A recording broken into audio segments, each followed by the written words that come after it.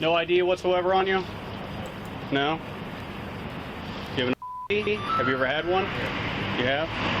You have a state ID, he asked. Have you ever had one? Can a private investigator demand an interview from you? What's your name? Notice the guy gives the officer his name, even spelling it out for him. If you're trying to demand an interview from someone, you're not going to have this kind of response. What's your social? Even gets his social security number.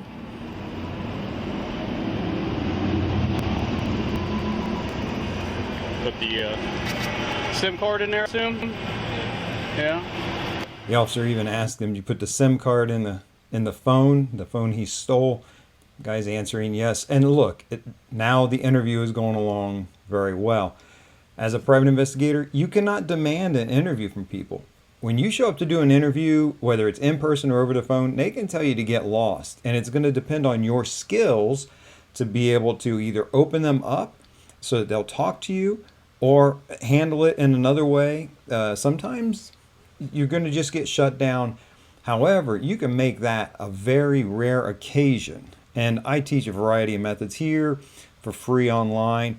But specifically today, I want to tell you about my brand new course, The Investigator's Ultimate Guide to Vehicular Accident Investigations. I just call it the Crash Course. If you go over to ShadowAnyone.com/crash course, it's about automobile accidents, SUVs, trucks, all that kind of stuff.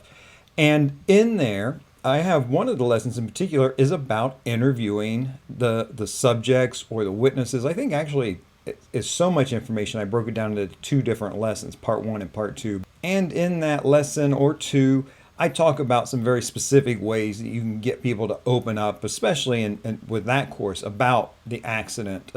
So if you're talking to a driver or witnesses, whatnot, if they're reluctant, there are some things you can say to them that will help open them up for you.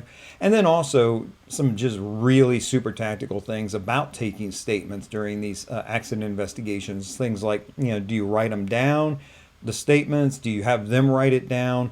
Do you record it? So, and there's some really clever things in there, to be honest with you. So if you're at all interested in taking automobile accident investigations, please do check it out. These cases are phenomenal cases because, one, you're working for attorneys most of the time. Those are clients that know what they want. They're used to hiring private investigators, and they're good repeat business. Number 2, they know they need to hire an investigator. This is not news to them. There's no reluctance there. 3, they have a budget to hire a private investigator to check out these auto accident investigations. So you've got all of this going for you. If you're not taking automobile accident investigations right now, I invite you to go over to ShadowAnyone.com/crash course. Check it out. There's some free preview lessons over there. Totally worth your time to take a look and just learn from those, if nothing else. In the meantime, this is Larry K with ShadowAnyone.com. Remember, do the right thing, even if it's the hard thing.